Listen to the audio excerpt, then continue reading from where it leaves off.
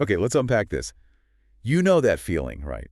That little voice saying something's off in your golf swing. Yeah, like you know you're leaving power on the table. Exactly. Or maybe you're dealing with weird aches, can't quite figure out why. Some swing faults, they're super You obvious, can see them a mile off. but others, Yeah. man, they are subtle, almost invisible. And these are the ones that are absolute uh, power killers. They really are. And sometimes they feel like you're doing the right thing, like being aggressive, pushing hard. Right. But you're actually just, what, bleeding energy. Pretty much. Just Yeah. wasting it, yeah. Leaking power right out of the swing. So today we're doing a deep dive into one of these sneaky ones, sliding in the golf swing. Mm-hmm. We've looked at a really detailed analysis from an expert over at Golf Academy 360 Degrees. They specialize in biomechanics, use some pretty advanced 3D tech. Yeah, it's fascinating stuff. So our mission here is to really, get to the bottom of sliding. Right. What it is, why it drains your power. How you can even spot it if you can't easily see it. Uh-huh. And what actually causes it, sometimes it's not what you think. And most importantly, how to fix it. We're pulling out the key nuggets from this expert source for you. Making it practical. Okay, so let's start simple. What is sliding? Define it for us. Okay, so at its core, sliding is basically just too much sideways movement. Your body, especially your pelvis, moves towards the target too early in the downswing. Too early. Yeah, the source puts it like this. It's when your lead knee, or your pelvis, or even your upper body crosses this imaginary vertical line that sits right above your lead foot. But it happens prematurely, before it should. Okay, hold on though. We hear all the time you need to shift your weight. Yes. Like think of a pitcher in baseball driving forward. Isn't some side-to-side movement good? Oh, absolutely. You definitely need weight shift. That's non-negotiable. You've got to push into the ground with that lead foot. Why? What is that? That's how you generate ground reaction force. It's basically free energy coming up from the ground, traveling up your body. Super important.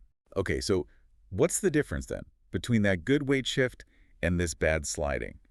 Where's the line? Right, this is the crucial part. That ground force you create, it's not supposed to just shove you sideways. Its job is to trigger rotational acceleration. Ah, rotation, not just linear motion. Exactly. Sliding happens when your body moves laterally beyond the point where it should be nicely stacked over that lead leg. Okay. So instead of taking that ground force and using it to coil and rotate powerfully around a stable point, Yeah.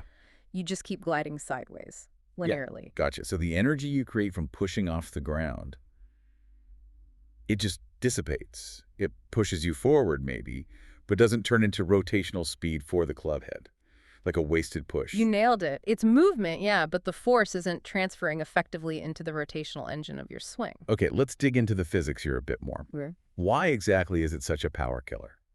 The source mentioned the kinetic sequence. Yeah, the kinetic sequence is key. In a really efficient swing, things fire in order. Pelvis accelerates first, then the chest, then the arms, then finally the club snaps through. Like cracking a whip. Exactly like a whip. That's where the speed comes from. But sliding, it completely messes that up. Oh. It gets rid of the stable lead side anchor you need for powerful rotation. Think about it. If your pelvis just keeps drifting sideways past your lead leg, Yeah. the ground can't provide that solid resistance point for you to rotate around. You need something to push against, to turn powerfully. Ah, like the source's analogy trying to turn on ice. Perfect analogy. You're moving, sure, but there's no grip, no leverage, nothing solid to generate that twisting force, that torque. You lose the pivot point. We lose the pivot point, precisely. Okay, now seeing this, Yeah. that's the tricky part you said. You can't just eyeball it on a regular video. That's a huge insight from the source, yeah. What might look like a really aggressive, powerful move on a standard 2D video could actually be a massive slide. Your eyes can fool you. So that's where the tech comes in. This is where modern tech really shines, yes. And the source specifically called out Sportsbox AI 3D. Correct. Tools like Sportsbox give you incredibly precise biomechanical data. We're talking millimeters of movement, degrees per second of rotation speed. All from just a smartphone video. All from a smartphone video. It quantifies what you just can't see reliably with your eyes alone. So what are the specific numbers? What metrics does this tech flag that screams sliding? Okay, the source lists a few really key ones. First, just how much your pelvis sways sideways towards the target. If that sway goes past, say, 5 or 6 centimeters by the time you're midway down, positions P5, P6, that's a big red flag. Okay, 5-6 centimeters. What else? Pelvis rotation speed. If it's really low at that mid-downswing point the source mentions, often below 400 degrees per second, It suggests you're just moving forward, not really spinning fast. Got it. More sliding, less rotating. Exactly. It also tends to show up as a loss of X-factor stretch. That's the separation angle between your chest and pelvis rotation. Good players maintain or even increase that stretch initially in the downswing. Sliders often lose it quickly. Interesting. Anything else? Yeah, you'll often see reduced speed gains segment by segment of the body. The energy isn't transferring efficiently. And just generally, poor sequencing in that whole kinematic chain we talked about. Wow. And you can actually see your own little 3D avatar drifting sideways on the screen. That must be eye-opening. It really is. You just never pick that up looking in a mirror or standard video. It makes the invisible visible, takes out the guesswork. Okay, so we get what it is, why it kills power, but what actually causes it? Is it just like a bad habit, people trying too hard? This is maybe one of the most important points from the source. It's often not just intention or a simple bad habit. Really? Yeah, frequently sliding is rooted in underlying physical limitations, biomechanical stuff, or maybe faulty motor control patterns the golfer doesn't even realize they have. That's surprising. So it might be less about what you're trying to do consciously and more about what your body can or can't do physically. Exactly right. One of the biggest culprits the source points to is limited lead hip mobility, specifically internal rotation in that lead hip. Internal rotation. Okay, yeah, you need a good amount of it. Ideally, the source says 40 to 60 degrees to properly post up on that lead leg and rotate around it effectively during the downswing. And if you don't have that much? Well, if you're significantly limited, maybe you only have like less than 20 or 30 degrees, your body literally can't rotate properly through that lead hip, so it compensates. It finds another way to move. And that other way is sliding sideways. Sliding sideways becomes the path of least resistance. Your body's trying to get through impact somehow. Wow. Okay, so what can you do about that? Well, the source mentions a setup tweak. Flaring your lead foot outwards, maybe 15, 20 degrees at address.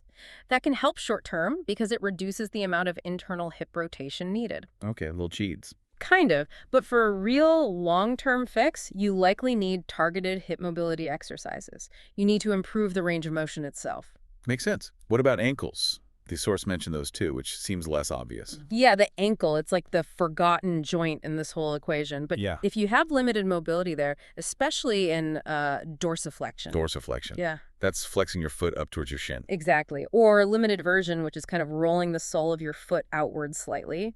If either of those is restricted in the lead ankle, it struggles to stay stable when you load it up in the downswing. And that causes a chain reaction. Totally.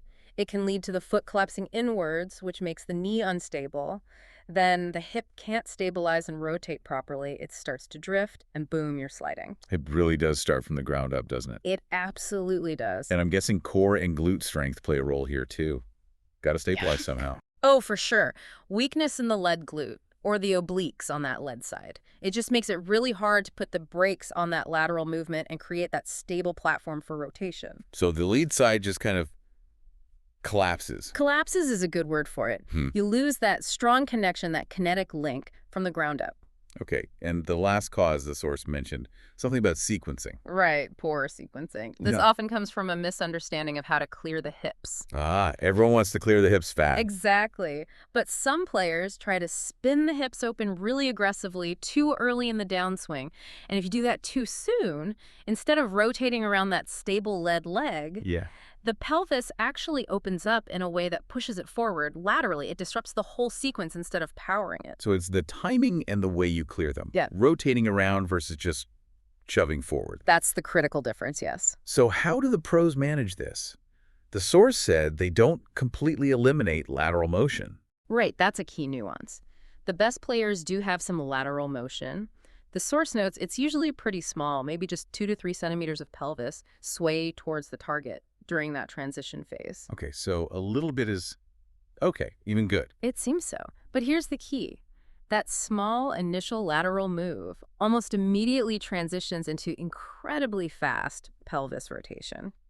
Right after the top of the backswing, around P4, their pelvis rotation speed spikes dramatically. Ah, So they use that little bit of ground force push not to slide, but to trigger the rotation, to kickstart the spin. That's exactly how it looks in the data. They harness that ground force in a really well-timed way to initiate rapid rotation. They're also masters at timing that X-factor stretch, creating that separation between the fast-rotating lower body and the lagging upper body. Okay, this is the million-dollar question for listeners who think, uh-oh, this might be me. Is sliding fixable? And what's the actual game plan, according to the source? Good news is yes, it's absolutely correctable. And the source lays out a pretty clear blueprint. Okay, walk us through it. Step 1. First, you gotta assess your own movement. Get screened. Check things like your lead hip internal rotation, your ankle mobility, your core stability. Understand if there are physical roadblocks making sliding your body's go-to strategy. Find out why you might be sliding. Exactly. Know your limitations. Okay, then step 2, set up adjustments. Yep. We mentioned flaring that lead foot a bit.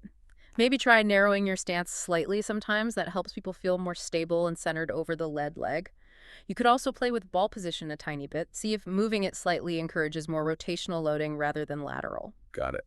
Then step 3 was practicing with constraints. I like that phrase. What drills did the source suggest? Yeah, drills that force the right feeling are key. They mentioned the pelvis pause drill. So you swing down to about P5 mid-downswing, and you consciously pause, focusing on keeping your pelvis stacked right over your lead foot, resisting that forward drift. Feel the stack. Feel the stack. Another one is using a resistance band for rotation. Anchor a band maybe waist high, wrap it around your hips, and practice rotating against the band's resistance. It helps build strength and the feel of turning around a stable axis. Okay. And one more, the rotation wall drill. You set up so your lead hip is maybe a few inches from a wall or a golf bag, something sturdy. Then you practice your downswing rotation using the wall as feedback. If you slide, you'll bump the wall. It forces you to rotate instead of sliding forward. Those sound really practical, like ways to actually feel the difference physically. Exactly. Building that new motor pattern. And the final step, Yeah. use the technology itself as feedback. Absolutely crucial. Use that 3D tech, like Sportsbox AI, as your objective mirror. Track those key numbers, pelvis sway, rotation speed. Look at your 3D avatar. Are you actually changing the pattern? Set goals, measure progress. Precisely. See if the drills and adjustments are actually working based on the data, not just how it feels. Okay, so pulling it all together, this sliding thing, it might feel powerful or aggressive, like you're really going after it. But it's fundamentally just inefficient, wasted effort. That's the core takeaway, really. Just moving laterally without generating effective rotational torque and transferring it up the chain. It's like spinning your wheels. It's motion, but not productive motion for speed. Real power in golf comes from that controlled rotation around a stable lead side, not just linear shoving. That's where the efficiency is. That's where effortless speed comes from. And the tech is key because it makes that invisible problem visible, helps you see exactly where energy is leaking, and guides how you fix it. Yeah, once you understand the why, whether it's mobility, strength, or sequence, and you work on your body's ability to do it right and use that objective feedback, sliding is definitely something you can fix. Yeah, the payoff. The payoff is often unlocking that power you felt was missing, finding more consistency, hitting longer shots without feeling like you're swinging out of your shoes. That makes perfect sense. It's not about raw effort. It's about smarter, more efficient movement. Learning to use the ground correctly. Couldn't have said it better myself. All right, so here's a final thought for you to mull over after this deep dive. Think about how often, maybe not just in golf, but in other complex movements or tasks, something that feels like brute force or really aggressive effort might actually be working against efficiency and true power. Interesting point. Yeah, consider that idea. Controlled, sequenced movement versus just raw, undirected force. Where else might that principle apply in your life, or maybe another sport you play? Something to think about.